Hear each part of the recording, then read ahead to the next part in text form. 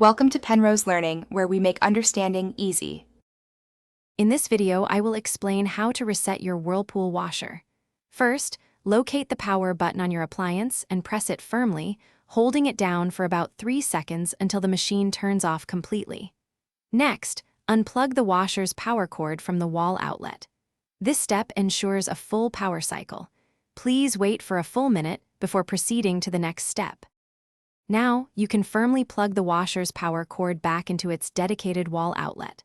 Once plugged in, simply press the power button once to power up the machine again. Carefully observe the control panel for any flashing lights or digital error codes that might appear. Also, listen closely for any unusual diagnostic sounds, which can indicate if the reset was successful or if an issue persists.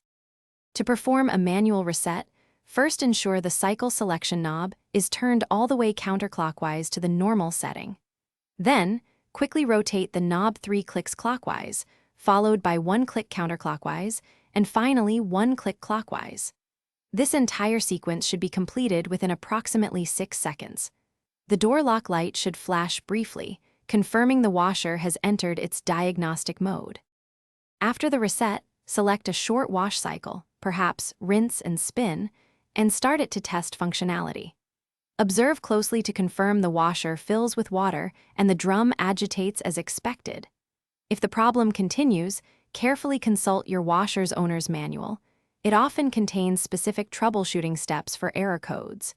You may need to contact a certified Whirlpool service technician for more detailed assistance. Thanks for watching. If this was helpful, leave a like and consider subscribing. See you next time.